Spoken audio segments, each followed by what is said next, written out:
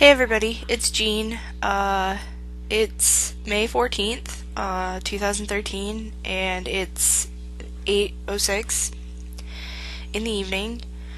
Um, I recently decided that I was going to start vlogging my journey over the next few months, um, possibly even years.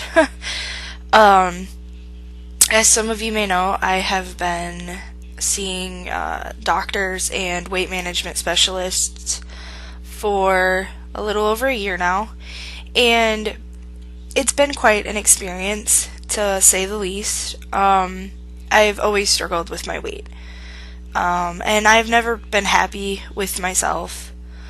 I think the earliest memory I have of me really struggling with it was when I was 8 years old, coming back from summer vacation and going into the fourth grade, just seeing the reactions from my classmates and the difference in how the teachers treated me. And it was difficult because I was already kind of the oddball in the situation, going to a private school and not really having a lot of money, to being the kid that doesn't have a lot of money who's also fat. And I mean, this was a school where, everybody played sports or, did some type of extracurricular activity, and, here I am sitting in the corner of the classroom with a book eating a Twinkie. I mean, just, it was hard fitting in and dealing with the rejection, having, kids tell me, oh, you're so fat, you're so stupid, you're so ugly, and just constantly being made fun of, being told you can't play or participate because, you're too fat, which, I mean, when you're 8 years old is hard enough, but it's done a lot more to me than I think people in general, and even myself, have really fully begun to grasp. Bullying is a terrible thing, and I honestly think that and a combination of other personal issues has led to my increasing weight. Because of everything that I've gone through my entire life, I suffer from depression and anxiety disorder. To top it off, I have ADHD, which makes it incredibly hard to concentrate and to sit still for more than 5 minutes. I manage because I play video games or I write. And I think that my weight has played a big part in my depression and my anxiety. And I made a lot of mistakes.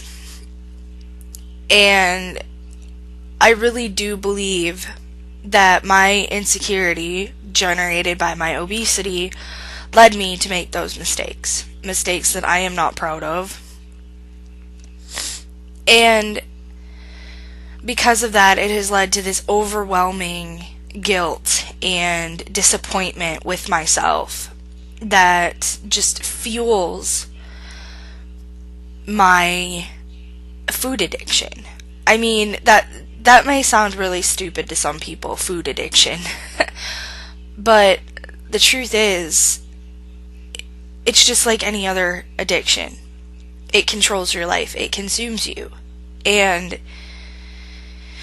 the difference between it and other addictions is you can't stop eating. You have to eat or you die. You don't have to have alcohol to live. You don't have to have drugs to live. But you do have to have food. And to constantly have my addiction shoved in my face makes it extremely hard to cope with. So a lot of times I'll sit in bed with a sandwich or a bowl of chips and just verbally abuse myself because I'm eating, but yet I can't stop eating. That's ultimately what led me to seeking help from my doctor. My doctor suggested that my depression could be tied to my weight, and he believed that if I could get my weight under control, I could get my depression under control. One of the things that she told me when I went in is that the success rate for people who just manage their weight and diet is about 30%, possibly lower, possibly higher, but roughly about 30%. She wanted to give me the coping skills to handle my addiction on my own. Then she told me about a procedure that I had heard of before, gastric bypass. For people who don't know what gastric bypass is, it's where they go in and they staple part of your stomach and separate it from your intestinal tract, and then bypass parts of your intestine to skip over the process in which your body absorbs calories, which ultimately leads to weight gain. The procedure is very invasive. It changes your life in a day. It's risky, and it's scary, and it's extremely intense, and at first I was like, no, not for me, never. But I realized that it was something that I would consider. It's a long process. It's not something that, will ultimately change me forever. That is something that I'm going to have to work on myself. But it's definitely, something that I had begun to consider. After talking with my weight management specialist for a few months about it, I finally got the courage to talk to my dad and my mom about the possibility of going through with this. And at first my dad was very concerned. He didn't think that it was the right decision. After a few months of me talking to him and then him meeting with my my weight management specialist, he still had a lot of questions and a lot of fears. So my doctor suggested that I go to a seminar, and I went. It was very insightful. I learned a lot. And at that point in time, I realized that this was something that I wanted to do.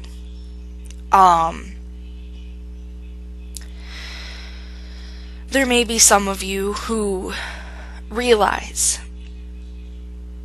how hard it is to wake up every morning and not want to look at yourself in the mirror.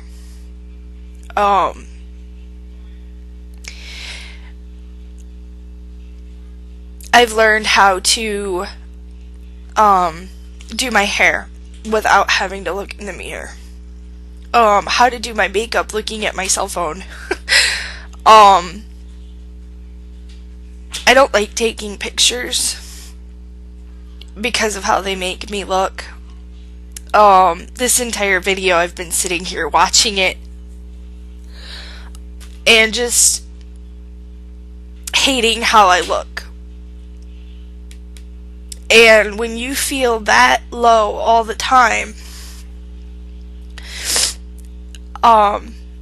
you really start to consider even the most dire situations. I've had people tell me that I could spend the rest of my life sick from having this done. I've had people tell me that it might never work, that I might lose 150 pounds and go straight back. And to those people, I say, your warnings are well heeded. But I would rather go through this than lose any more of my life to this problem, this obesity, this nightmare. You can't escape it. You wake up every morning and your whole body aches. You can't breathe. You didn't sleep because you kept waking up in the middle of the night and feeling numb or feeling pain or not being able to breathe.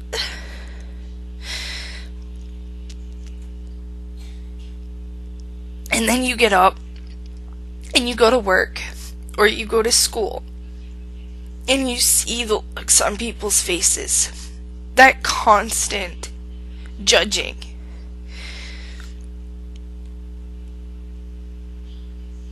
At this point, I would rather go through the consequences of this procedure than have to see one more person looking at me like I'm a monster. That being said, this procedure is not something to be taken lightly. It's very, very serious. And I was afraid. I was faced with the choice to continue living my life as it is right now or to change it. And I realized that I don't want to live the way I'm living anymore. As I said in the beginning of the video, it is May 14th, 2013. Right now, at this point in time, I am 334.2 pounds.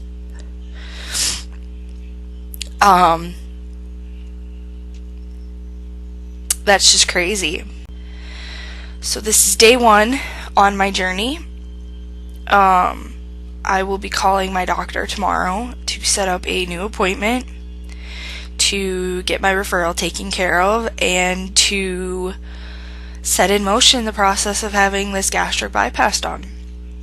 And with any luck, in a few months, I'll be on the fast track to a better life. If you're watching, I really do appreciate your support. And I hope you guys stay tuned to my journey. And if you want to give me feedback or tell me how you feel, even if it's negative, I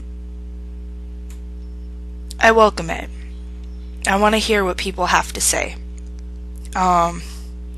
Do you have feelings about gastric bypass? Do you know people who went through it? Have you gone through it?